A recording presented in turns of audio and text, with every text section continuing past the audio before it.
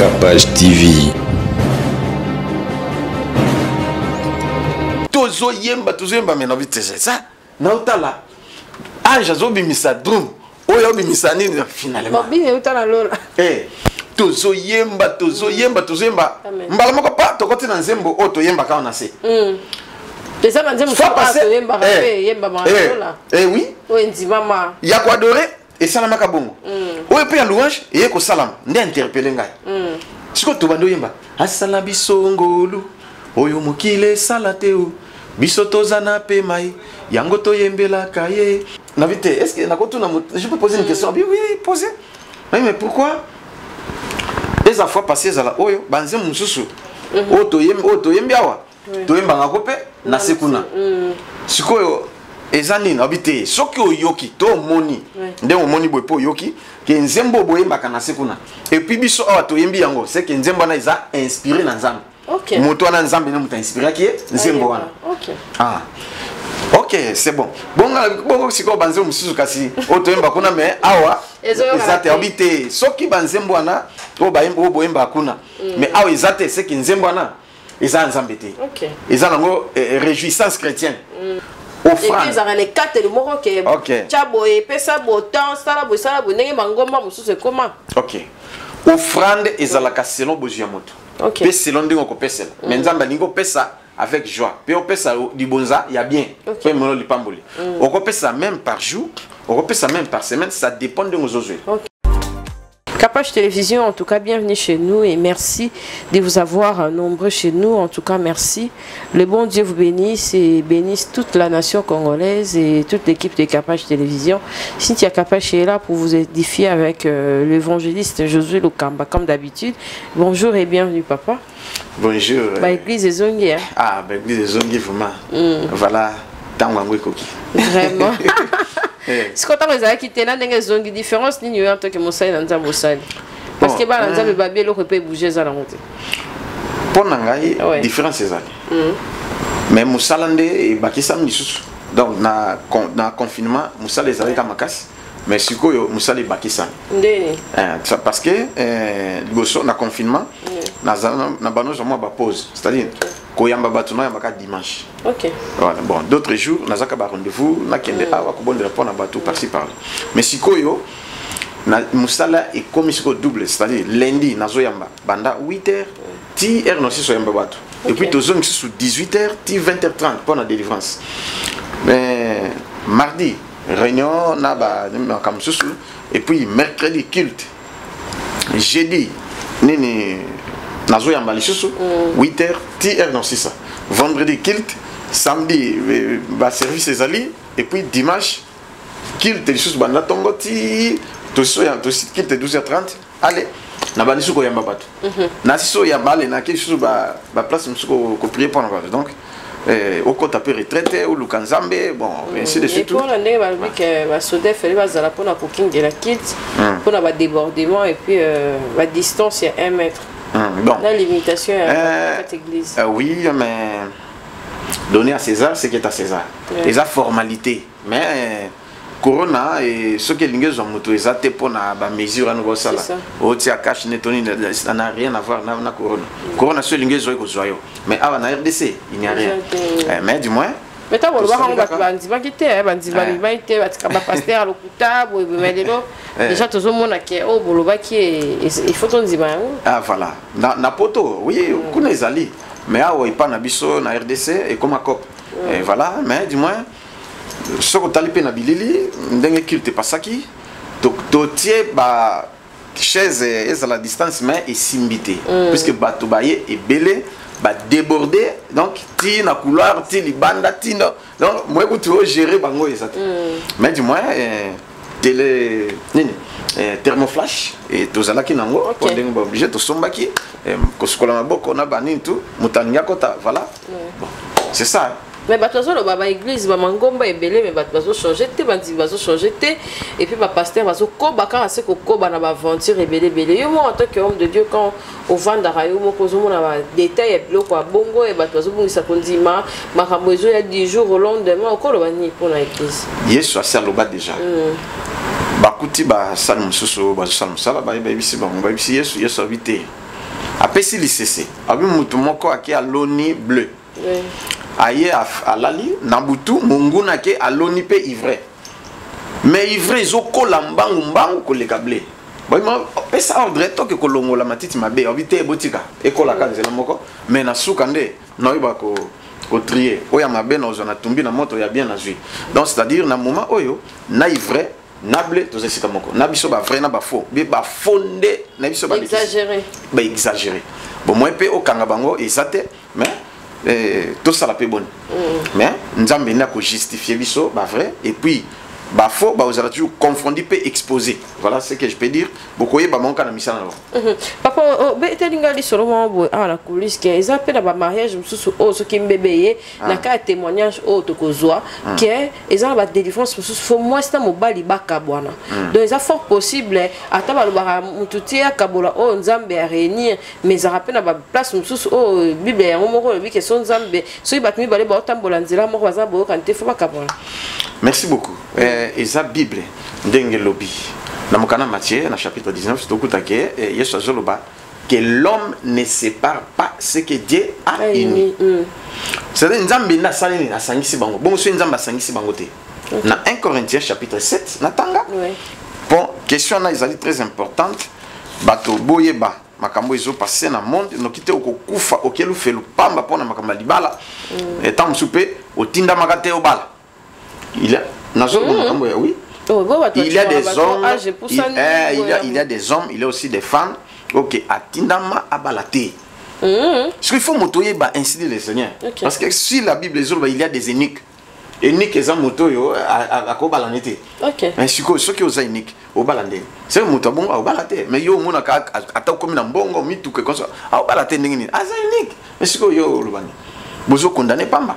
Et bon, na répondre non. OK. 1 Corinthiens chapitre 7 natangi na verset 14 pe na kitimuke. Non, natangi na 13 pe na kitimuke. Et le Bible. Et si une femme a un mari non croyant et qu'il consente à habiter avec elle, qu'elle ne répudie point son mari. Car le mari non croyant est sanctifié par la femme et la femme non croyante est sanctifiée par les frères. Autrement, vos enfants seraient impurs, tandis que maintenant ils sont saints. Si les non-croyants se séparent, qu'ils se séparent. Les frères ou la sœur ne sont pas liés dans ces cas-là. Dieu nous appelle à vivre en paix. Amen. C'est la Bible qui le dit. Abike, Soki, exemple, yo sambelaka. Oza sœur en Christ obanga kanzambe. Mais obali mobali ngwa sambelaka te. Hein? Mais obala ni tam super boboti, mais bizaleli ezo changer te. Aza bizaleli mabe azo nyokola yo ezo simba te osanyo surtout et simba te. Ba pasteur bate alingiti. Abi moto bongo. Ce qui ont décidé que Oboya ye bokabwana. OK. Attends que Obali mobali no mususu, c'est pas un péché. Abi les frères ou la sœur tu n'es pas lié na loi o nzambe aloba que l'homme ne sépare pas ce que Dieu a joint. S'il a un problème vous devez arranger. Loi nezati.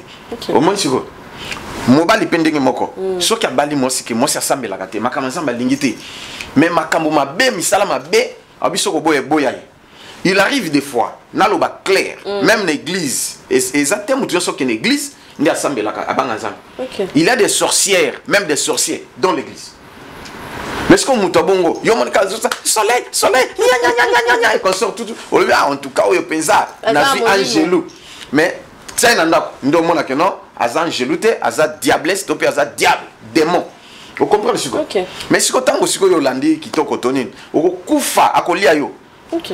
Parce que j'ai un témoignage, ok, sert à les frères, allez mon mais azala qui intercesseuse, servante, prophétesse dans l'église.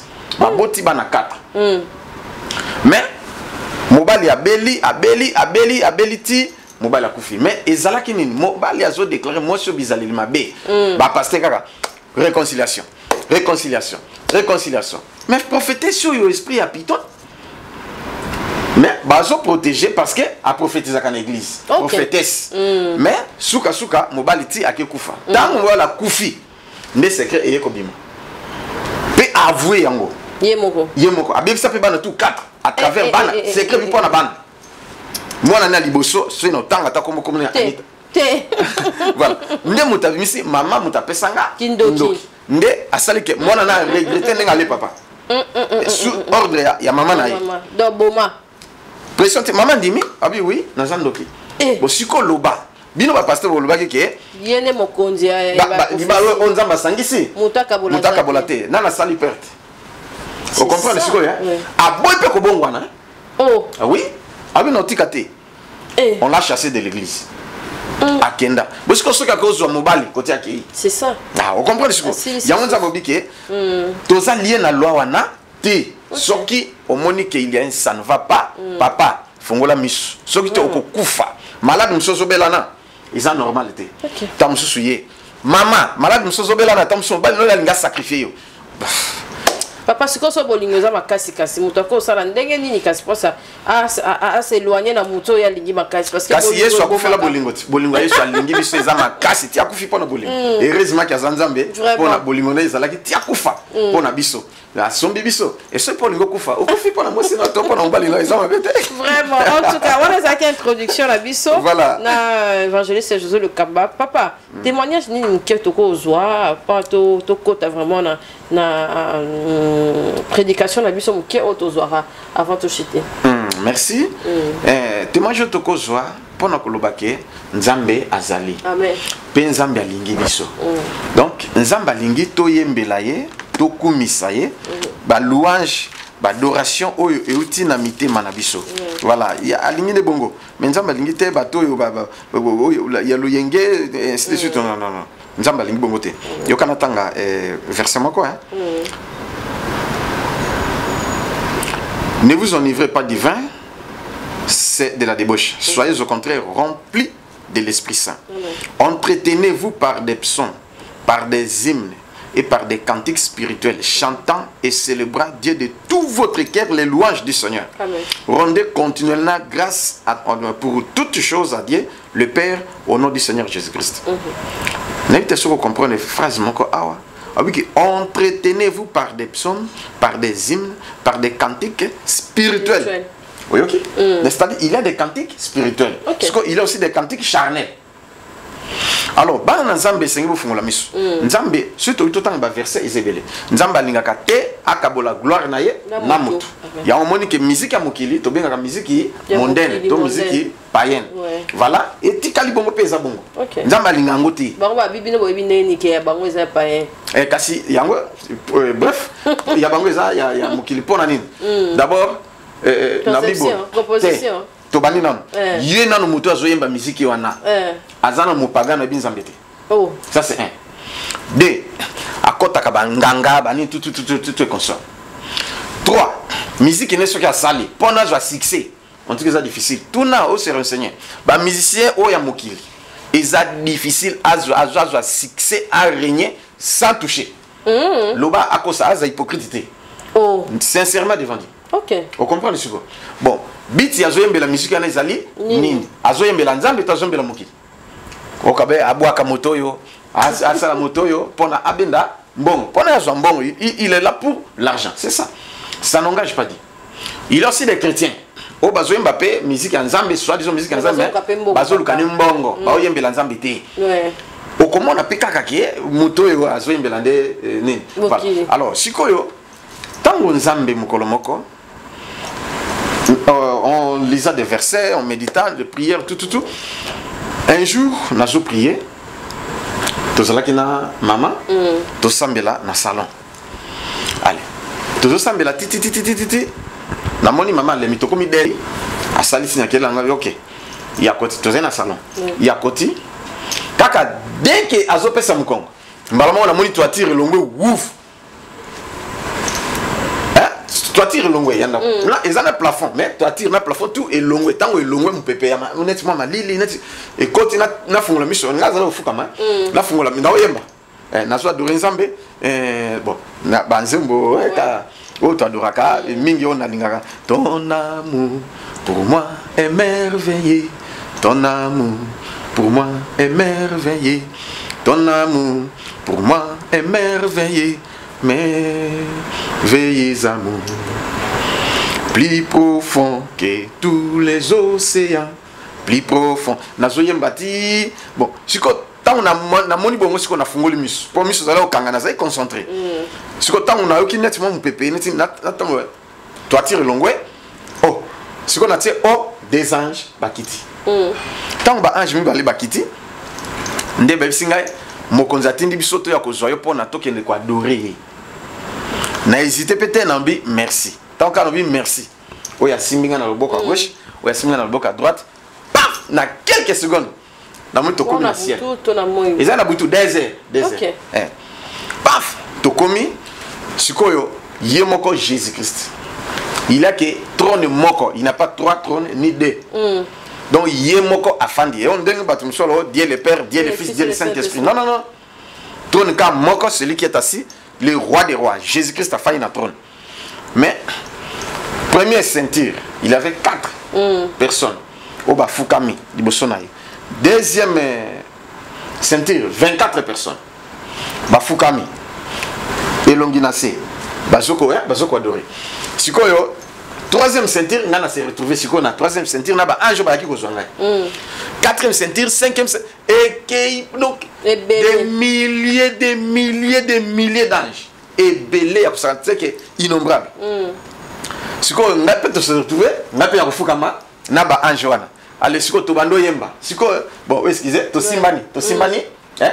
Tosimani bo ye pa anja siminga tosimbani bo siko tozo yemba mais siko eloko to nakinga ezake ngana bi banzembo anate alors na se na to yemba na banzembo ngoteke na yeba ko siko tseto komi kuna to komi donc direct tango yemba ba anja tango bazwa tourner ba musu bazwa tourner nzembo dès que bazwa tourner biso tout to yebi nzembo donc c'est comme systématique automatique donc tango bazwa tourner bon, nani banon nzembo moko to imbaka tie saint siko to simbani boé toujours tia siko mitubo tie saint des saints dans tous les jours et nuits tie saint des saints dans tous les jours et nuits ozali nzambe nanga na butu pe na moi tozali nzambe nanga na butu pe na moi tozoyemba tie saint des saints tout mais baibi balangi nyonso mais kuna siko ngape na koti na rythme ke na ba balangi nyonso so ba yembi na anglais na yebi nzembo ngo to yembi na français to yembi na donc balangi nyonso to yembi allez to kotize mususu to adorer papa to kotize mususu o to yemba kapé awana se OK et si dessus to yembi ti oh mais une chose que oui comme ça qui ngai là il faut poser question mais oui excusez ah oui j'ai une question oui poser Bange baza et là qu'on a remarqué baza na respect moi comme casse ya sakanate oui au composé oui bon namoni ndenge tozali boy bange mususu batu mwindo bange mususu mindele toutes les races toutes les 4 races oui toutes les 4 races ya ba ange ezali bongo ezala bongo ba ange bazaka pembete le ange mususu ko mila za mutu mwindo yo kanisi démon nzoka démoté c'est un ange de Dieu ange mususu donc toutes les 4 races je peux dire rouge blanche noir et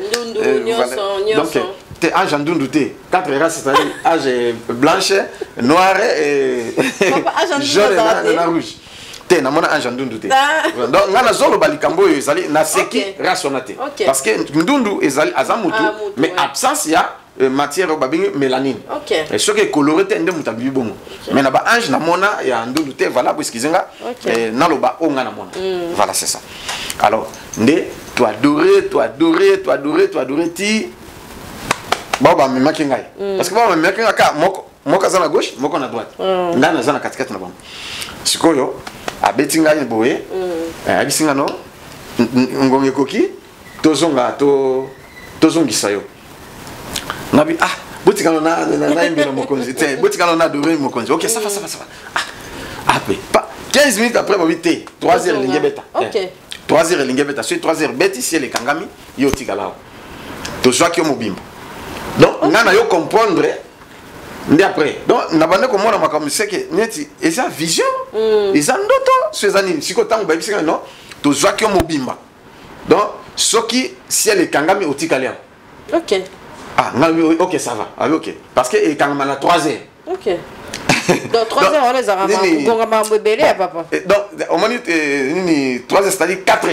4 heures, juste et quand même. OK. Donc, il faut 3 heures, besoin de Allez, Nandimi, allez, oya siminga na gauche, oya siminga na droite, to bimi na ba arranger. Tant que to bimi, bon, na comprendre tout était. On se retrouve dans mon chambre. Nini, tout le monde a net inas. Si ko tanga siminga no kimbala moko, to komi. Si ko toza ko telema, tant que toza ko telema ngana bango. Na salon. Ah bon, en tout cas, il y a un ma casse, vraiment aux yeux grâce. Bon, au tika malon, bisou ok. Allez, bah ma tauka ba mata, va disparaître. Na moni peut toi dire zongi et consort. Ah, na misi na simi miso na bizam. Oh ni no mona. Si ko tango na okota, mama pe. Ah, où tu es? Bon, abima ki na salon. Ok. Akutinga te. Porte ya kokanga, fenêtre ya kokanga. Oh. Ah voilà. Voilà. Il y a aussi quoi? Nous avons fait ça verset. Pour na bana za baza la édifier. Voilà. Na Acte chapitre 8 verset 26. Acte chapitre 8. Verset 26. Un ange du Seigneur s'adressa à Philippe, lui dit: lève-toi et va du côté du midi sur le chemin qui descend de Jérusalem à Gaza, celui qui est désert. Il se leva à Kéti. Yoka Sikoyo, Makambo, c'est pas ça que Philippe dit. Si tu crois de tout ton cœur, hein, il est en 40, hein, voilà. Il fit arrêter le char. Voilà, comme à 38. Philippe et l'eunuque descendu tous deux dans l'eau. Et Philippe baptisa l'eunuque. Quand ils furent sortis de l'eau, l'Esprit du Seigneur enleva Philippe. Et l'eunuque ne le vit plus. Ok. N'avez-vous pas comprendre? Tandis que joyeux, il poursuit sa route. Philippe se trouva dans Azote. Donc, n'avez-vous pas qui comprendre que, exemple, il y a un secondaire tout ça l'émission. Au Yambi Yesu, on a bien fait baptême. To komi na mai. Exemple, mai anjili. Na peso baptême na dinisio to bimi. Et quand tu bima na mukili, na limwe na mission non, pouf, na disparaître. Donc, moi n'inga na disparaître na mission non na disparaître. Donc, en akebima exemple que tu peux na Rwanda, tu peux na Tanzanie. Mais on se comprend le phénomène. Donc l'Esprit Saint, donc Nzambe a la capacité à ça na yo olingi. Ngai pe na etungi saki ngai. OK. Tant maman a tuninga. Na lobité. Na na bete là. Maman mona makam. Et amona makam. Ko abi tango amona ngai lokola étrange que porte ya okanga, fenêtre okanga. Salon mutazate. Ya ke la galala. Alala ki pe. Ti ala muki. Amoni ke oh, nazate na continuer à prier ou quoi. Mais alors qu'à sortir et l'autre côté. Abima na salon, mutute. Porte au kanga, fenêtre au kanga. Na chambre pe, nazate. Donc, ça n'est pas le qu'il a eu. Azongi a fandi na mbetu. Si vous prenez les oiseaux, à moni, n'a na zoya kokota. Tant on a zoya kokota allez. Asiminga boe, excusez, asiminga boki malili. Oh, où tu es? Ndena bono betela ngobita, kayo, pesimu kongo. Banji bakiti. Bobi, toke kwa adorer Nzambe. Ndesiko bazinga. Tout ce qu'on adore Nzambe. Donc le col a ébi ba phénomène au salama au Nzambe sala katinanga. Donc il choqué était à monique non et ça normal et puis to comme si Nzambe to lali. Voilà première on a deuxième fois na ba faire visiter le ciel. Première fois on a bêta déjà le solo et ça là qui tanga ko zonga na zai malade. OK. Voilà, on a deuxième fois toi qui quoi adorer. Alors troisième fois. Jour msusu tozo sambela pa Mama pe asengi akela. Donc n'invite makamongo, n'invite so Nzambe alinga sala nini. Ake à côté. On a déjà to komi ba 2 heures moins parce que zaki 1 heure toujours avancé, il y a que kolala. Ngai lokola na ngaka na sambela mingi koleka. Na fungoli porte. Ya ndako. Na bimi nanga libanda. Pona souvent na sala pe bongo na bimi libanda, na oyemba na zotambola otambola. OK. Na zoyemba, na zoyemba. Ka ba 1 heure. 1 heure to ngiko to koma 2 heures. Ti to komi avant de comme désert bange bakiti pao batini biso to ya kozo pona to ke kwa mokonzi atini balobaka mokonzi atindi biso pona to kende ko louer ngabi ça va merci basimi comme d'habitude allez paf na seconde to komi to louer nkolo to louer ka ndeka no mona ya fandi na trône mais ya ko louer to mona mais to za hotel to fuka makita to za hotel ce que charisme et là qu'on a eu comme ça ils que mulunge ezate fatigue kendenge zalata ndenge autre fato kende ko adorer ata ufuka bi combien des heures olembate mulunge ezate nzala ezate fatigue ezate donc et puis mungongo moko yo sakanate banzembo ozoye bango automatiquement alors bandi ko yemba siko ce qui m'avait étonné parce qu'elle a pas posé la question drum ezate guitare ezate micro ezate mais siko yo drum ezo mana minoko ba ange guitare ozo kezo mana minoko ba ange donc ba son nyonso ya ba instrument ezo mana minoko ba ange correct pe ba moko très raffiné qui toko wapi ange mungongo mabe azate ce qui m'avait étonné parce que boye physiquement na zalaka choriste donc na zaka elengia mwinda na catholique na bando yemba tant na une église de réveil na zaka choriste na beta munda na zoemba pe na voix basse voilà mais voix on na comme na okuna eza quoi na comprendre tant moko no milula na voix siko ti na monique non na donc tozo yemba mais na vite ça na otala ange azobimisa drum oyo bimisa nini finalement babine utala lola tozo yemba mbala moko pa tokoti na nzembo o to yemba ka na se pesa banzembo pa to yemba pe yemba ma lola oui o ndimama ya ko adorer et salama ka bongo oyo pe ya louange et ko salama nde interpeller ngai siko to bando yemba asala bisongolu oyo mokile salateo biso tozana pe mai yango toyembela kaye asala bisongolu oyo mokile salateo biso tozana pe mai yango tobeti maboko asala bisongolu na biso toyembi paf pa basami bakoti na ngasi ko na vite est-ce que na kotuna je peux poser une question oui poser mais pourquoi les fois passées là oyo banze mususu o toyembi awa toyemba ngakope na sekuna sikoyo ezani na bité soki oyoki to moni nde omoni boye po yoki ke nzembo boyemba kana sekuna et puis biso awa toyembi yango c'est que nzembo na iza inspiré na nzambe moto na nzambe ne muta inspiré ki nzembo wana ok c'est bon bongo siko banze mususu kasi o toyemba kuna mais awa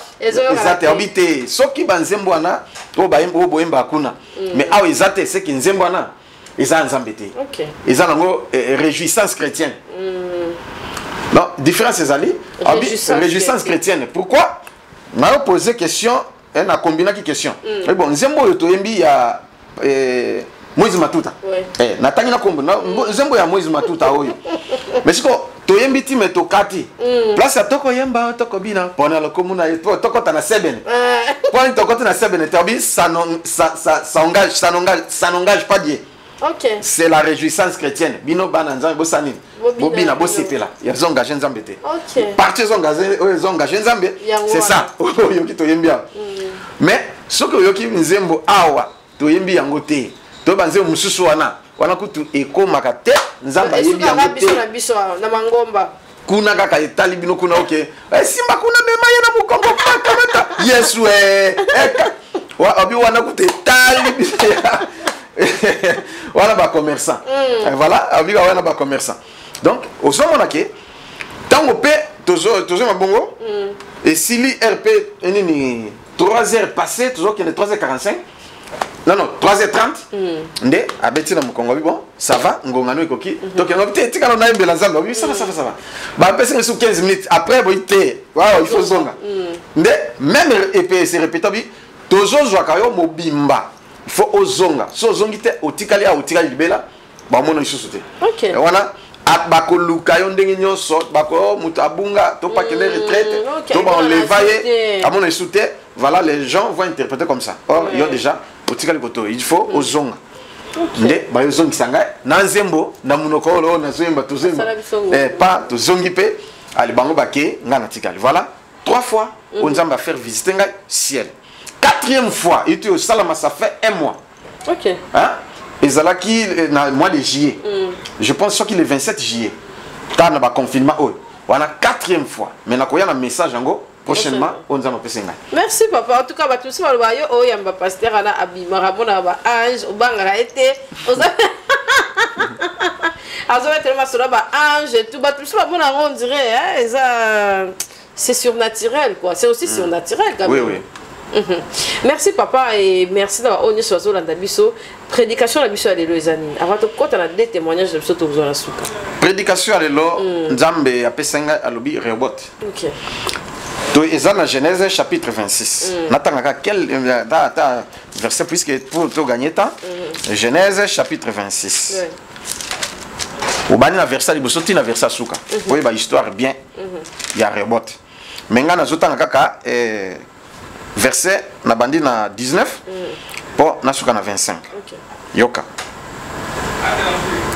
Les serviteurs d'Isaac creusèrent encore dans la vallée et y trouvèrent un puits d'eau vive. Le berger de Guéra quererait le berger d'Isaac en disant, l'eau est à nous. Et il donna au puits le nom d'Ézek parce qu'il s'était disputé. Bah creuser pour la deuxième fois et bah kouti maïsou bah kombo sitna. Et bah créer le problème à Tikeli Bango. Il se transporta de là et creusa un autre puits pour lequel on ne chercha point querelle. Il l'appela Rehoboth, car, dit-il, l'Éternel nous a maintenant mis au large et nous prospérerons dans les pays. Amen, amen. Amen. Vous comprenez ce que donc, Rehoboth et Koloba, l'Éternel nous a mis au large. Donc, nous avons fait le biso. Au moins, il ah, sœur Cynthia, ah, sœur na fungo bien. Voilà. Donc, nous avons fait et puis, si vous avez prospéré dans Mboka. Amen. Ndenzamba lobi na ngai. Partout biska bozali bozolo na ngai. Oza na France. Oza na États-Unis. Oza na Londres. Na loba bref, oza na Europe, na Amérique, na Asie, na Océanie, na Afrique, même awa na RDC. Eza pays oyoponi ofanda. Amen. Pour ban Israël, bazalaki ba nomade. Même terre au bazar eza ya bango te nzamba pesa bango. Mais pays nyonso parce que nzamba lobi na tout na Bible na Genèse chapitre 1 verset 3. Tous les qui fouleront le plan de vos pieds, je vous donne en possession. Mais pourquoi vous souffrez? Parce que vous ne comprenez pas le mystère du royaume. Et ceux qui vous comprennent le mystère du royaume, nzambe ya kosala au faveur. Que Rehoboth est là tayo. Kolobate ke soko za na pays n'importe quel pays atabato beaucoup misango okuta na bitumbate. Awa Isaac, c'est l'héritier. C'est l'héritier de la promesse. Mais il a été combattu d'une façon extraordinaire. Héritage batikela bon mais batika le bendele bitumba. Ya kusakanate. Tala tel point que bato a pays mobimba combattre. Vraiment. Ameki ko timola wati azuma quand même. Paf baye ko combattre ye. Ti babotole yanga tikeli ban. À quelle place nous sommes? À quelle place nous donc c'est-à-dire il a été combattu. Mais il avait persévéré. Et tant que Sigo a eu comme ma place wana, a eu timola, ndé batiki, ba combattre les sous-soutés. Ndé a eu kombo Rehoboth. Alors que maintenant Dieu nous a mis au large et nous prospérons dans le pays. Voilà c'est ça nzamba lingi au prospérer na pays oyo fandiwana. Na ville oyo zaliwana. Yo ofungwama au prospérer. Mais pour prospérer, il y a des principes. Il n'y a rien pour rien. Je te dis franchement, même maintenant Isaac Avakoufa, Ayebisi Bananae, Ezena Jacob, Abi, va dans la forêt et cherche-moi du gibier. Amène-moi un repas comme j'aime, prépare pour moi et donne-moi à manger. Et je te bénirai. Nde maman Yoki, Atin Azui, Asali Jacob, Jacob a péci. La bénédiction n'était pas destinée pour Jacob. Isaac est destiné à Isaïe pour Isaac. Mais Jéwané Sali. Et ça dit que Jacob a pambola. Et n'est-ce que tu comprends? Oui. Naïbi soya solo. Ma pamboli ba yiba kapiango. Oui. Même na spirituel, même physique. Yona no yokate que musala na posta musala ezalaki ya yo. Mais o comprendre te batie mutu mususu. Nge ça menanga ezaki yanga te bachinga. Yona no yokate que libala ezalaki ya yo. Yona fiancé titre bozo kende bosomi na biloko. O suzuke comme un mususu ebele papa, ebele. Yona no yokate que aussi au sali projet na tu au sala likambo na moninga betioku et asali la ebele. Ba prometa qui va faire son bon. Nous surtout kambonga ngo eke pe mutu mususu. Voilà ce que je peux dire que Adonija azala kinde mwana David o sengela ka succéder David. Oyo ke ba bala mama na ye légitimement. Tandis que Salomon, il y a Zalaki Mwasi, il y a maman Nazaki Mwasi Abato. David a bomi à Zui Motiona. Moi, on a dit Sakoufi, on a Salomon. Mais le royauté qui est pas Salomon de Baïbi Yango. Adonija Yemoka reconnaître la royauté, vous savez que la royauté m'appartenait. Mais j'ai Salami et qui est pas dans le Konangaï. Raté Yango. Ndeko tala ozo raté ma pamboli mususu parce que oui mystère au royaume était. Mais au prospérer na pays aux États-Unis, aux ala wapi n'importe quel pays ezaka on la planète Terre na lobby boy yo ko prospérer mais comment pour prospérer comment papa OK ça va na bando zélandais yangwana nata ka verset moko po ba verset zebele pour to gagner temps Actes des Apôtres chapitre 24 verset 16 Acte 24 verset 16 Acte chapitre 24 verset 16 à 17 c'est pourquoi je m'efforce on a Paul Azolo c'est pourquoi je m'efforce d'avoir constamment une conscience sans reproche devant Dieu et devant les hommes. Après une absence de plusieurs années, je suis venu pour faire des aumônes à ma nation et pour présenter des offrandes. Vous avez ce que vous comprenez? Oui. Tout en Philippiens chapitre 4 verset 18. Philippiens chapitre 4 verset 18 et le Bible. J'ai tout réussi et je suis dans l'abondance. J'étais comblé de biens. J'étais comblé de biens. Secret Zaliwana. Malachie chapitre 3 verset 7 à 12. Bible le Bible. Depuis le temps de vos pères, vous me trompez. Et vous dites, on croit à nous. Qu'avons-nous trompé? Vous me trompez dans les dîmes et dans les offrandes. Vous êtes frappés par la malédiction de la nation tout entière. Revenez à moi et moi je reviendrai à vous.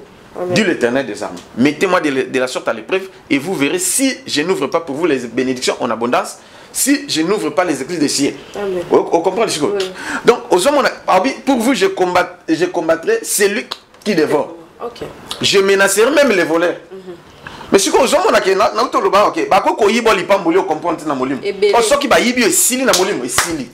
il y a plusieurs personnes qui ont raté ma pamboli, puis ils ont raté pour la bongo. Ils ont salama kambe simbate parce que na molimo, basi kenda nango, yango pour la zoloba.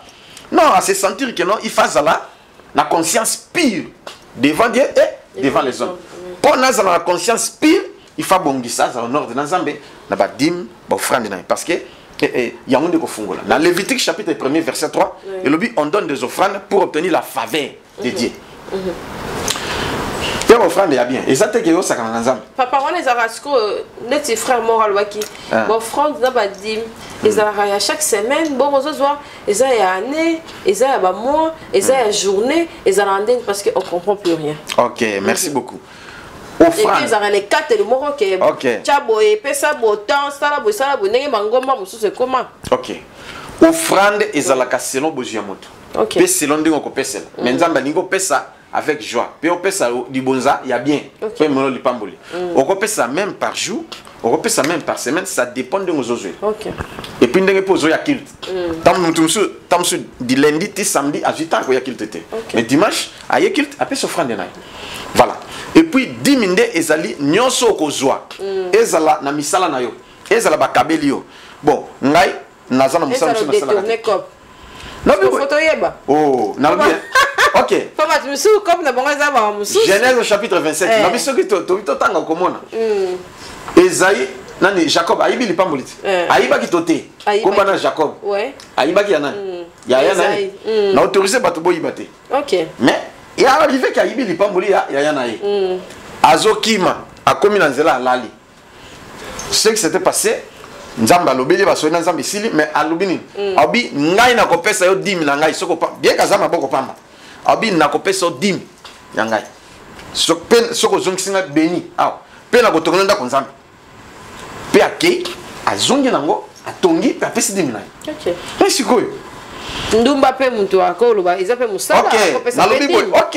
Yango siko akopesa 10 000. Tozokende wana. Mutu a détourner mbongo ya mutu mususu akopesa lango pe. Na lobi boye. Moi si oyo azalaki kindumba na petite sœur ya Lazare ake musala kindumba abi azui parfait ya cher trop cher ayengo ayeko pesa yesu na makolo abani ko lela na ma ya miso a pa musene bato o pe na faux prophète oyo ndeni moso ya impire moso ya ndumba azo ma miso na ina makolo azia esuyeye basuki soki ayibaka mosi rasa mosi oyo vraiment donc et ça va pharisien kanda pour vraiment la Yesu moi ça ndumba zo simé na makolo et puis a joué parfum a salier na makolo tout et tout une santé et ça là qui scandale ba mona makamwana mais so bini partout bisika ba côté ya sa malamu faut battre en combo ya monsieur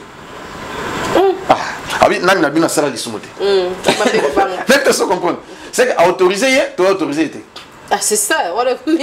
Autorisé était. À l'obi na yeni. Kosumu kaliso sauté. Mais est-ce qu'il y a qui parfait là? Voilà, c'est ça. Un pasteur, c'est-à-dire, nana za vrai. Tala. Ndekona na zolo ba vérité. Et ça c'est pas pasteur pour hypocrite. Oh ni. On va me poser question. Jamais qu'on sort. Oh, ce qui n'habite que dans la Bible. Au ta bobi. Salaire ba sandumba esengele isa ba sala nzam. Na Bible. Na Bible. Siko okolobani. On comprend bien. Et ça, c'est un mystère. Moko ya usakate pa nazam. Ya uma kama nzambe kene nango pété. Aux en vite cité. Vraiment. Pour ceux qui étaient tout à libaku, yo kwe kutu koleka mutu abana tata oya bana ko titibe. Voilà. Pour na kolobake, nzambo tozo salela alingide bato ba se repentir. Si le monde, yo ka phrase aloba nangai. Si le monde était rempli de justes, je n'allais pas venir. Vraiment. J'étais venu parce que le monde était corrompu. J'étais venu à cause des pécheurs. Pour qu'ils se répandent. Nous sommes évangélistes. Moussa n'a pas yangwana. Oui. Vous comprenez? Il faut na kuta na ba sandumba, na kuta na ba melibangi, ba miyibi. Tout n'a pas nini. Nini papa. Place otobanda ki na kipata 24 na ngaba. Avenue na ba to akota kata. Ba beta pasteur msusu, ba beta ye, ba botele sac à deux reprises. OK. A keno fun l'église na église évolue kata, ba beta ba botele ba offrande na nyoso tout. Donc avenue na za répété na république. Même na circo, ceux qui voient tout, baby qui kuna venir na kipata 24 c'est pas mekate. Mais nzamba pesi biso yango doti église. Amen. Hein?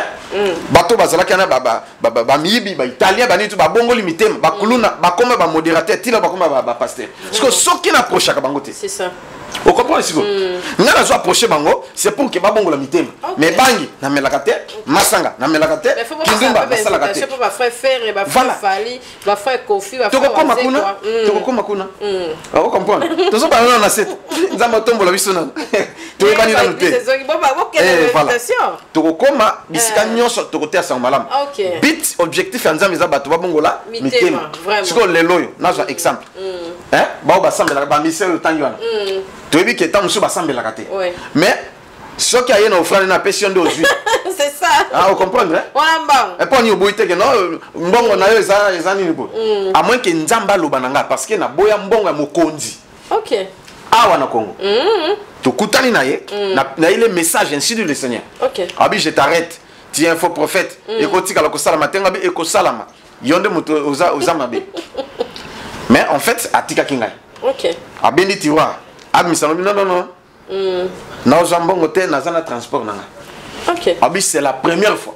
Nous avons et puis, nous avons un bon côté. Mais nous avons vraiment un extra. Merci beaucoup, pasteur. Vous comprenez? Et puis, il y a des Camerounais Salamaki. Voilà. Et Salamaki. Il y a des chauffeurs privés. Il y a une église. Il y a une église. Il y a une église. Il y on comprend ce voilà. Mais ce qui awa to mosandumba to muyibi to nini aye papa libonza nangai yango et loko ni nakosala nakozwa yango nakoteya ye ke loko zo sala ezamabe pourquoi nzamba tinde pa nangai nakoteya ye na l'accès noir sur blanc et loko kosala isusu te bobo na zongisie na nzela ayambi yesu pe atiki. J'ai plusieurs personnes ya bongo. Voilà, c'est ça. Vraiment. Alors, nzamba linginin parce que na chité na robot, nzamba linginin mutu ozala en large, au fond atiayo, au fungwama. Nzamba se personne na pays oyozali parce que il va bientôt. Mais yo kana passe ti okoya ko kufa ti otikipe ba promesse na meko kisamité. Voilà, au CPLPT awa Paul Albi, je suis maintenant dans l'abondance. Je ne manque de rien, j'ai tout réussi. À cause il y a acte excuse, oya ki ko poser diminaye offrande na ye na au monde. Ya nzamba lobi toko sala jeûne ya 4 jours. 4 jours, pourquoi 4 jours? Parce que tu as 4 types de bénédiction. Vous comprenez? 1. Bénédiction matérielle. Bénédiction financière. Bénédiction physique. Na bénédiction spirituelle. Spirituelle, yasuka. Na Bible spirituelle, yanini? Yasuka. Yasuka. Ah. Opposé qui aussi au madame. Amen, amen. Ok, spirituel, il faut que on est bandit. Ah, voilà. C'est ce qu'on appelle Bible et Loba. 1 Corinthiens, chapitre 15, verset 46. Totalement. 1 Corinthiens chapitre 15 verset 46. Et le oui, mais ce qui est spirituel n'est pas le premier. C'est ce qui est animal. Ce qui est spirituel vient ensuite. Est-ce que vous comprenez? Attendez, tu botamaka molimo te, tu botamaka charnellement. Tu as comme un molimo que au botamaka molimo ndena sima. Bible dit le premier Adam, azalaki charnel. Au début Adam et Ève. Mais le second Adam, il y a des montagnes spirituelles. Donc ce que moni makambo ya nzoto e ya kaliboso, ya molimo e ya kanasima. Il y a un moni même de confinement. Donc ba de confinement ba tout ata ba fini ba konzi. Mais il fallait ça la makabongo, ya molimo e ya nasima. C'est ça, c'est principe divin. Il y a un moni nzamba lobi. Donc, il y a 4 types de bénédictions. Bénédiction matérielle, financière, physique. Parce que maintenant, c'est la bonne santé. Sur la bonne santé, tu es un prophète. C'est ça. À Fongo, l'église, à l'église, à Mounene, à Congo, à Bali, mais malade, il est là, l'église de Koufik. Parce qu'il est malade. Mais on est à Biki. On reprend l'église. On reprend. Ah, voilà, c'est ça. Bénédiction physique, en bonne santé. Parce que je souhaite que tu prospères à tous égards. Ouais. Comme prospère l'état de ton âme. Et que tu sois toujours en bonne santé. Vraiment. Voilà. Alors, tu gêné, le 27, jeudi 27 août, dimanche, le 30 août, 4 jours, tu vas nous faire pourquoi. Ok, on a ah tu vas tout sur la place biscan sozali attends que musalo za étage attends ça me le pas na té ozalo zape pasteur ozalo zape nani ngana imposé te soki olingi parce que awa tomoni pour la sala ki yango pour surtout toto na pesa ba version sur mon place pour la yaki penza à côté jeune na kati église na Jérusalem à côté voilà alors na en dehors ya jeune to kopesa ça 3 types d'offrandes. C'est-à-dire to pesa offrande volontaire. Tu peux ça au monde. Et puis, na dîme. Dîme ezali selon bozunayo, au long de 10%. Et puis, offrande au pesa selon ndenge mokoli. Na au monde pe au kansaba na babola. Dîme pesa en retard. Pour pasteur on soit en retard à dîme. Pour mes autres andenge motazo là. Bato musu peut-être OK musala banda tongo ti.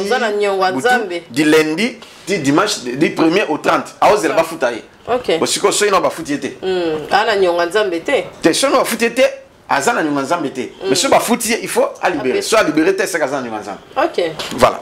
Alors, il y a un moni que 3 types d'offrandes wana, to kopesa ngo. So zata siko yo kopesa déjà pas mutu musasa tendaki. Ok, papa siko na bato so to kokabola. Na église bandimi na kati ote.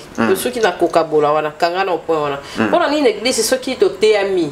Toté ami kitoko ce que comme kaka héros ya offrande na ba deti boy ba ko émission kitoko so comme kaka koto yo ba ko betsa mama ba ko zara ni diable toni. Merci beaucoup. Place on a ça ba que bénédiction ça faut chaque kilo. Il ne manque pas de détracteurs et ça nzambete satana mutasala bongo pour que muta apambola maté omoni mutu sur le lo ani na mbongo naye makamu tuzote ya amono kama seki nini la kiseke lobby okoyate.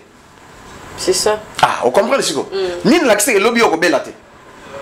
Ata okoite me obeli mbongo na yo isombelo guérison te okobunda na nyoso to teki na mapango ti nza tam supenza maboyo kufa malade liembongo nyoso zongi par terre ndio ekobika il y a des choses comme ça nzamba zanzambe. C'est ça. Voilà, c'est pourquoi nous devons toujours obéir à sa volonté. OK. On continue l'église. L'église biso koto l'église to ça la PGN to ko ta retraite à 4 jours pour nous tizamba. OK. To zala kuna sikonde to se préparer semaine prochaine to zo kote susu. Alors to kozala na pour la délivrance ya bato. Ouais. Tokosenga et puis journée à les 30 tokotia 3 paniers, panier offrande volontaire, panier à dîme na panier à aumône. Na système beaucoup mal on aux autres ya bazo déjà au chama bonza. Ce qui muta avec qui que parole est touché atanga na sala kango. OK. Aïe a PC à célébrer. Et ça normal, et ça m'habite. Voilà. Alors, wana 3 paniers kozalana, panier à aumône, wana kozala pona bana bitike parce que tous na ba orphelin. OK. Na ba orpheline. Nanda ko tozo louer les bango ndako. Tu fous $100 par mois. OK.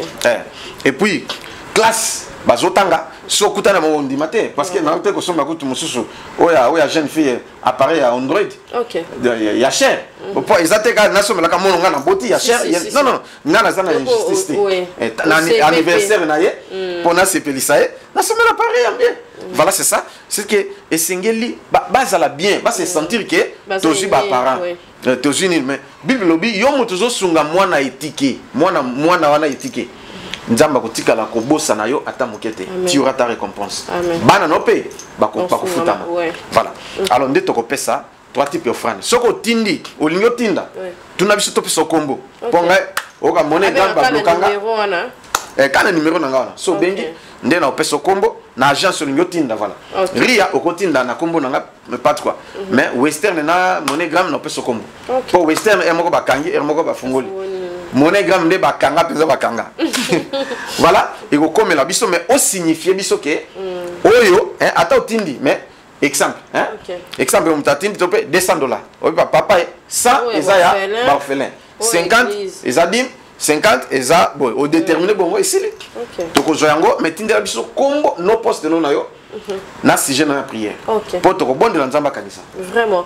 En tout cas, grâce à la publicité sport, avant des témoignages, ou tu as publicité à Mama Kadi, à Okongé, bateau n'y a pas vraiment machine, ou ils ont lamba maï vraiment na niveau mon cœur, ils ont la maladie, ils ont purifié les autres. En tout cas, ce qu'on s'est procuré la machine, on a Okongé, numéro na sport na biso, détail en tout cas Mama Kadi azawana pour na biso du fait que sont baba mai par-ci par-là chaque jour ils ont lié biso mais sont la machine wana ils ont traité ils ont purifié directement mai et ça très important na banda na biso na bana partout en tout cas ça disponible et puis ça facile dans na Kinshasa et ça que au sali commande na internet na téléphone na WhatsApp et puis batindeli aux machines tous publicité kasi dans si recherche kasi boutique dans les bandeli parce que kasi boutique azola tsanga kasi boutique azo permettre que dans un toujours propre devant passer dans un choqué en tout cas merci madame Kassi il est partenaire Nabiso il y a Libella soit ça va marier bateau nios on a vraiment n'a besoin à un détail nios en ligne Instagram Facebook on a merci dans la tisanga parce que dans la taka boutique Kassi voilà merci en tout cas tous bah publicité et puis tu reçois premier témoignage il y a papa Nabiso à ça qui délivrance au kabanina molonga ninaye et puis zonga pour toi deuxième témoignage et plutôt clôturer. Amen, amen. Voilà, Tobani, et ça prophète. Il va se présenter, prophète. Comme on a mis, on dit wa pipe faliwa. Alléluia. Ngai kombo na ngai prophète Moïse. Prophète Moïse nani? Lubaza, Lubaba. OK. Prophète Moïse Mbaza. Alors nazaraki na malade moko. Oyo même baninga ba collègue pasteur badima kingai bakomaki kochola ngai alors ezalaki malade moko auto ba malade ya solo oyo ngana kuna ikobela malade wana kilolenge nini ezalaki na famille moko na kendeki kobalela na boga ya mwanga famille wana kende kobalela nzoka na famille wana bakomisa mwana bakosire. Alors, le fait de la manière qu'on a dit tout le monde dans la famille, pour la carte, pour la bonne voici, pour menacer gagne. Mais malheureusement, la voici de l'autre posage soudé. Alors, il faut arriver, il faut les cas qui mingi. Après une semaine, il faut la kangama. Autre dit malade, il y a après une semaine, il faut la kangama. Après une semaine, il dit après 2 semaines, il faut la kangama. Alors, il faut arriver. Ma famille a déclaré, non, papa doit être pour ça d'ailleurs. Au total, il y a déjà ça à avoir une évolution, et ça, on est ligne. Alors, il y a quoi arriver. En tout cas, ici, quand il y a tout, la table qui, il se a vous allez quitter, même quand il y a ça. Mais quand on a un comment, et quoi, il y a papa la mission, vous avez comment faire un prophète. Mon collègue Bosso, tant qu'on a dit, on a qui caille mon côté. Na yaki, na ma parole là-bas. Pela muninga oya zalaki o asabela kana biso awa yende mutamimaki ngai ba prophète Josué en tout cas on a goûté na papa oyo makamuza basali kati na vilanga makamuza basali kati na bomo ilanga dibota la nzambe na zé émotionné.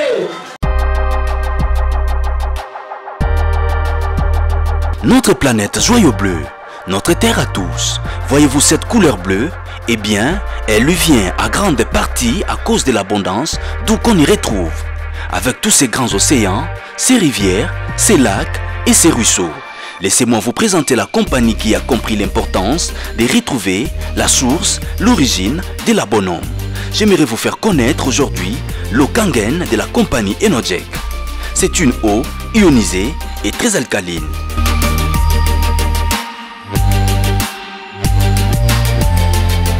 Bonjour, Je m'appelle Lisiane Relat, j'ai 65 ans, survivante du cancer du sein. Pour l'eau, j'allais la chercher et je buvais l'eau régulièrement tous les jours à raison de 2,5 litres par jour. Et la 3e semaine, je dis ça y est, j'achète une machine. Alors je vais voir ce qu'il y a de disponible sur le marché et je vais me procurer une machine. J'ai donc acheté la machine et depuis maintenant bientôt 4 ans, je prends l'eau que je prends la machine qui me fait mon eau avec un INIC. Le docteur Hiromi Shinya est connu dans le monde entier comme le véritable pionnier de la chirurgie colonoscopique. Il a réalisé plus de 370 000 procédures. Il a traité des rois, des reines, des présidents et des premiers ministres.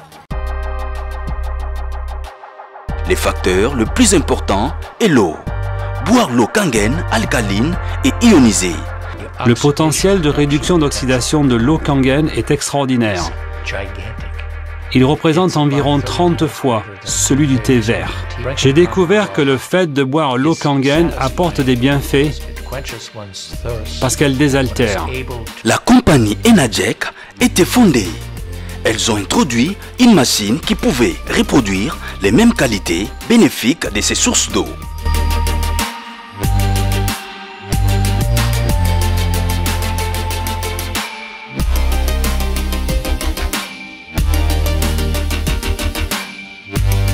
Merci en tout cas pour un témoignage au Tozuit. Moi directement, la deuxième témoignage directement. Et puis Tozonga, Tozo réaction à papa. Et puis aussi ça directement. Merci d'avoir on est s'abonner. Bon, bah partager l'émission la biso. Ma bezara parce que l'émission pour prédication, on dirait bota là on a moins hésitation. Mais tant on a un problème, beaucoup mais la matadi à kobenga. Ebele, vous savez, en la France, en Londres, en Canada, capable de nini, nazo papa tebo. Et mon téléphone est saturé, PS vous zoate. Mais mi montazo c'est la quoi ya maladie.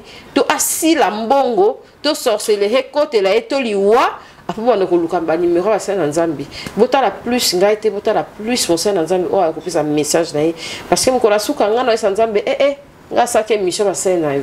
Bango monde ba réalité ma to imangongi balinka ko kina ba distraction ngai vraiment en tout cas na sala effort na za pena même morana ba mahamo nzamba linga parce que ba blo susu esuka ka awa na jugement to na kunda mabena malamu de landa biso nga ba isenga bu nyoso to sala ga eze lokoti to ba kena ko tia biso pena na kati ya libulu mabena yo to malamu no ya ngonde mutu ekolanda yo en tout cas to rezoape en tout cas to rezoape éclaircissement li kamwale pas papa non c'est là allo la plein mystère de la vie et de la mort pour nous ngabi ba to kota kuna ko banga pour tala ba sena nzambe bien bozira na ba ndoto merci papa en tout cas tous on a nos deuxième témoignage on a puis dans une pendant une réaction alors to salina frère na biso papa kombo na dipé au bati wa kombo na ngai papa Balthazar excusez micro retiens-moi premier nom kombo na nga papa Balthazar papa Balthazar travaille na lokola masenganef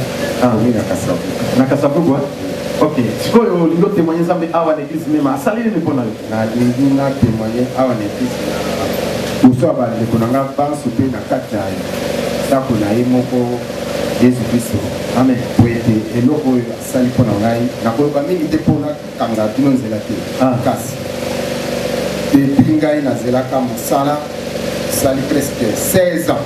Donc 16 ans. Le 25 janvier, j'ai eu affectation pour la communication dans ma tête. Alléluia. Donc, Ezalaki papa, Ezalaki na blocage ma casse côté à Moussa. A sali 16 ans. Alléluia. A sala quand même 16 ans. Et l'homme comment? Mais tant voyez là, papa, nana tinda kyo. Bon, toi tinda nga wa Isaac Kulutu na ngaza na Paris. Kulutu. Kulutu na yo azana Paris. Azana Paris. Ndem tatinda kyo awa. Ndem tatinda ngai yo. Ai pa na ngai. Tant vous commis de prier. De prier dans l'andi au nyonso singa kingai na professeur. Na salade. Na mi tisaki penza se na muzindo yango na suite elonga ko nzamba sali. Kama ko. Mikanda ya affectation ngoyo. Tokotala yango. Tokotala. Ngola na total. Alléluia. Tobombi bakande na ye. Tobombi oyasa. Mais tolobi ke azamo konzi. Na bita se kolana. Tolobi azana ni. De tobombi bakande na. Tobombi oyasa. Mais faut comprendre ce nazolo babombi. Yangoyo, fait des routes, oui, oui. Forces armées, forces terrestres, 14e région militaire. Direction. Alléluia. Amen. Na bombi nanga. Bozu. Voilà, Moses. Ah. Yango. Ah. Merci en tout cas pour les deux témoignages d'Abisso et puis merci d'avoir vraiment qu'on soit soutenir l'espace pastoral, bozo foutre la peine à passer dans un espace na Kapach télévision, nga pour nga ils ont vraiment plaisir. Feedback on a aux hommes qui mutazo ya zozonga, c'est que pena une chose qui est bien. Papa de comme na souka deux témoignages on a tous la synthèse nango et puis ça il a biso prière à souka. Merci la servante de Dieu. Amen. Bino moko bomoni ndeko za prophète. Ouais. Toyebani na été toyebanaka awa. Abali azan église na ye azof azan mo azepena mo ba faire na salaka. Metanga bali mo se komi na ndako makambe bandi ya mabe. Ti à tel point que par terre moi muta travailler sur les athées. A comment qu'on vivre na bakis. Après une semaine, Rechit ango il faut quoi 20 fois par jour ou plus de 20 fois. Ba PC ba kiss ba prière ba ni tout ayoki bien. Après 2 semaines. Donc c'est comme ça ti et ça net bouger mutu et donc ça ne va pas. Nde balongole kuna famille ba binge ba ye. Ba yaki na ba parents na ye. Ba ye na yambi bango et nzamba talisi ngai. Ba non non non non. Bien que ça musala nzamba mais au bali moi si abattu. Au balaki moi si abattu. Et ça peut volontaire nzambete. C'est pourquoi ça aujourd'hui ma kamnya surtout. Soki kaka to sali prière il y a divorce, séparation sikoyo. Oza décision ya koboya moi sana sikoyo. Na sambela pone si. Ah oui, j'accepte. Ah oui, OK. To sali ka prière ici les silignes et c'est yo. Vraiment. Vraiment. Nzamba bigisi. Ti le lot a combiné bien tout. Deuxième témoignage moni muta a sala 16 ans. Post-tech et l'autre côté 16 ans. Ah, je vais et l'autre côté. A sali ba démarche nyonso a yebani. Mais a sali tout na ba relation. Et l'autre côté 16 ans. Ne connaît na poto ndem tatindie. Quand ndem la yati ne connaît. Abi kende esika boyenga na moni lobiko wana. Abone pona ngana musika. Yo kende ndaye. To bondeli nzambe. Kuta biso na retraite. À côté. OK. Paf donc nzambabi yo makambe simbi akende boye ba bengiye poste moka bien fonctionne bien donc ti ba signer na bikanda ngona la kisi donc de quoi zole la nese ti le lo yona a sepela ya wonza malingi pas sepela sabino. Amen papa il ba pour te clôturer et puis lilo bananga suke zali boye pour l'émission de l'eau. Vraiment merci mingi na la servante de Dieu. Kapach TV. Merci. Merci na chaîne Oyo ezosala ke bolanda kabiso. Mais na sengi boye. Boto si le kinyos. To sanano. Vraiment. Mekanano. Otale la nzambe ni na kusala pona yo. Kozano ka tembete, kozano ka ta aventurier. Oh de a soif d'argent, tout ça le kosamba ngote. Mais toujours te makambi za vrai. Soutenir biso na émission. Poto passer lisusu. Nzambe pe akopambola yo. Voilà ce que je peux dire. Soki olingi. Zwa mai osimba na bondela. Mutu msu misu e mona kete mais ajuka mai pa tina misu amoni na ye. Mususu misu sala ke passe. Mususu mutu. Mususu cancer. Na musika kaka. Ngapeta bondela nga lito etika. Ah. Alors ngana nika o profiter. Voilà, zwa mai osimba loboko musu sane to simba ngai. So poza na mai te aux appels na huile na yo simba huile au sene to simba ngato bondela ou aux ane loko te mais sala kanito simba maboko na ngai ngana sambe nzamba sala quelque chose nzambe ya miracle yo zali nzambe ya Abraham ya Isaac et ya Israël au sala ka de loin comme de près sala pona bana na yo basali na yo o bazola ndangai ezangate meza yo Seigneur Jésus na élevé likolo ba problème na bango na ba malade na bango au nom de Jésus on peut sa solution onction ya nzambe et là ta mayona et là ta mafuta wana le Saint-Esprit aza permanent agir au nom de Jésus et mutunyo soit ko salela na mayona na mafuta mona miracle mutunyo soit simbi maboko na ngai guérison ekota pe délivrance ekota nzamba peso mikanda apesa yo misala apesa yo mabota apesa solution likambo na yo maloba nanga elata nzoto na kombo na Yesu amen. Amen. Merci en tout cas, évangéliste Josué Lokamba. Merci de m'avoir soutenu pour votre espace Nabiso. Vous s'abonnez, vous avez un numéro à Papézar, la chose UET ou l'équipe par là. On a l'antenne de le numéro na WhatsApp. Ou atteindre le message, ça bien message normal. Ok, à vous rappeler, tout le monde. Merci Nabino, tous ceux qui le louent à Wa. Nzambe a pas bon la biso pour ma pote Nabiso. Capage TV.